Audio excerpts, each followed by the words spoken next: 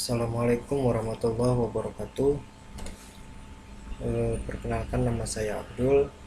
Tujuan pembuatan video kali ini yaitu untuk menyelesaikan tugas ujian tengah semester mata kuliah pengantar akuntansi 1 dengan dosen pengampu yaitu Ibu Desi Arigawati SE AK SI. Apa itu akuntansi?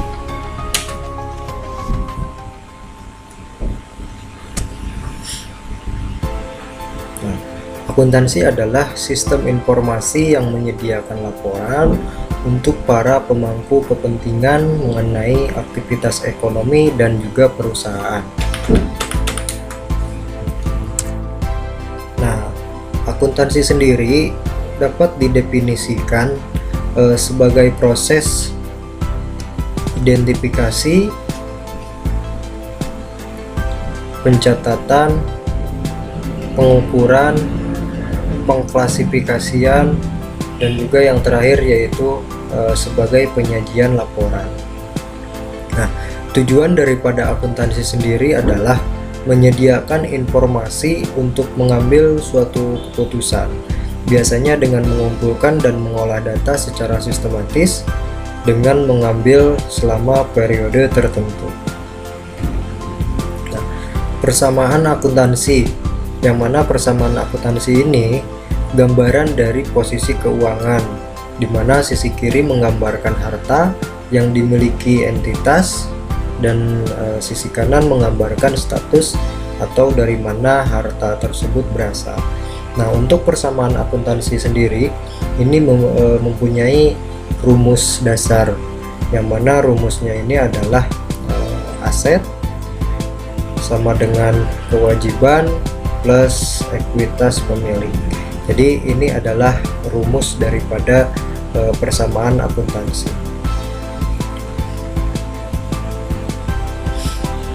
Nah, untuk aset sendiri yaitu sumber yang dimiliki perusahaan, contohnya seperti kas, piutang, aset tetap, dan lain sebagainya.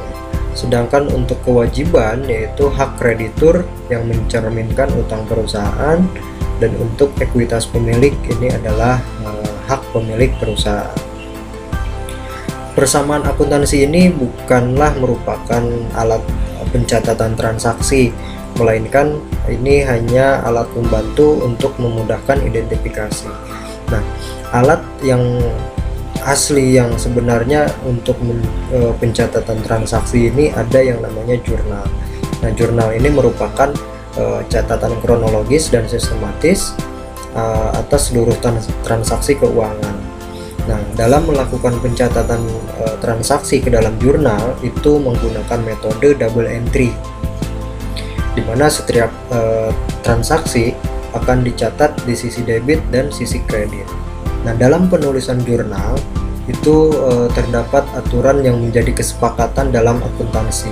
Yang pertama yaitu jurnal harus ditulis secara kronologis berdasarkan tanggal terjadinya transaksi. Yang kedua itu akun yang berada di sisi debit itu ditulis terlebih dahulu daripada yang di sisi kredit. Yang ketiga yaitu akun yang berada di sisi kredit itu harus ditulis menjorok sedikit ke kanan.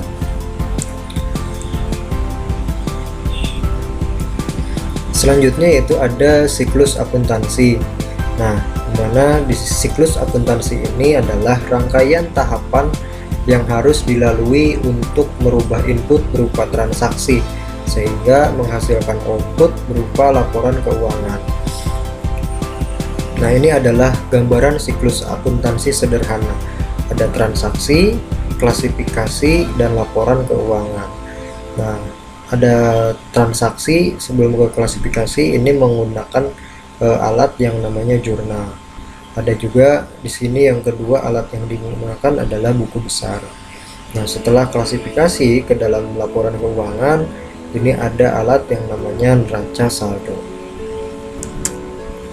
Nah, di dalam langkah siklus akuntansi ada beberapa langkah yang harus diketahui.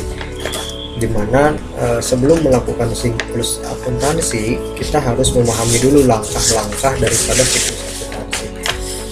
Langkah yang pertama yaitu menganalisis dan mencatat transaksi ke dalam jurnal. Nah, di sini kita menjelaskan terlebih dahulu jenis transaksinya, apakah aset, ekuitas, pendapatan, atau bahkan beban. Di sini juga kita harus menentukan apakah saldo akun ini naik atau turun. Nah, setiap transaksi juga setiap kenaikan atau keturunan ini harus dicatat sebagai debit. Apakah saldo ini, akun ini naik atau turun, apakah harus dicatat di akun debit atau akun kredit. Yang kedua yaitu memindahkan transaksi ke dalam buku besar. Nah, maksudnya di sini adalah jadi tanggal setiap transaksi itu harus dicatat pada kolom tanggal, misalnya seperti itu. Dan yang ketiga yaitu ada menyiapkan neraca saldo yang belum disesuaikan. Nah, neraca saldo ini hanya menunjukkan bahwa debit dengan jumlah kredit itu harus sama ya. Tapi dengan kata lain juga ini sama-sama ada manfaatnya karena seringkali kesalahan dalam pencatatan. Nah, jika jumlah kedua saldo dalam neraca saldo ini tidak sama, maka kemungkinan besar telah terjadi kesalahan. Yang keempat yaitu menyiapkan dan menganalisis data penyesuaian. Yang kelima yaitu menyiapkan kertas akhir periode. Nah, dan yang keenam itu ada membuat ayat jurnal penyesuaian dan memindahkan ke buku besar. Yang ketujuh itu ada menyiapkan neraca saldo yang disesuaikan. Dan yang kedelapan menyiapkan laporan keuangan. Yang kesembilan membuat ayat jurnal penutup dan memindahkan ke buku besar. Yang kesepuluh menyiapkan neraca saldo setelah penutupan. Nah, pada langkah terakhir di dalam siklus akuntansi ini adalah menyiapkan neraca saldo setelah penutupan.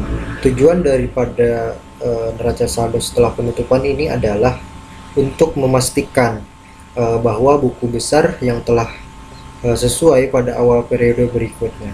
Semua akun beserta saldo dalam neraca setelah penutupan ini harus sama dengan akun yang ada pada laporan posisi keuangan di akhir periode. Dan ini adalah gambaran siklus akuntansi normal. Ada transaksi, pencatatan, buku besar, neraca saldo, jurnal penyesuaian, neraca saldo penyesuaian, laporan keuangan, jurnal penutup, neraca saldo penutupan, dan ini jurnal pembalik. Nah, artinya di dalam langkah terakhir tadi telah disampaikan bahwa semua akun beserta saldo dalam neraca ini harus sama dengan akun dan saldo di laporan posisi keuangan pada akhir periode.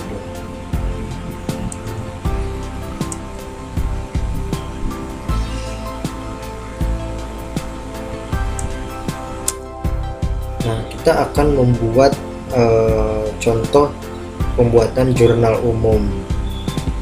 Nah, di sini pakai permisalan PT Maju Mundur bergerak di bidang dagang dengan transaksi sebagai berikut. Ini transaksi terjadi di bulan Januari 2018. Pada tanggal 5, perusahaan tersebut menginvestasikan uangnya sebesar 50 juta. Nah, tanggal 11 dibayar uang sejumlah 20 juta untuk sewa kantor selama 1 tahun.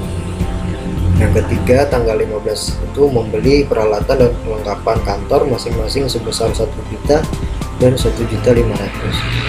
Di tanggal 20 mereka menerima pendapatan dari penjualan sebesar 500.000. Nah, sedangkan pada tanggal 25 mereka membayar gaji pegawai untuk bulan Januari sebesar 30 juta. Nah, untuk jurnal umumnya adalah ya, pada tanggal 5 modal awal ya. Pada tanggal 5 Januari 2018 yaitu kas berada di kolom debit 50 juta dan modal awal kolom kredit itu 50 juta. Kenapa kas sama modal awal ini 50 juta? Jadi tadi menginvestasikan modal awal gitu, 50 juta, maka penulisan jurnalnya adalah di kolom debit 50 juta dan di kolom kredit 50 juta.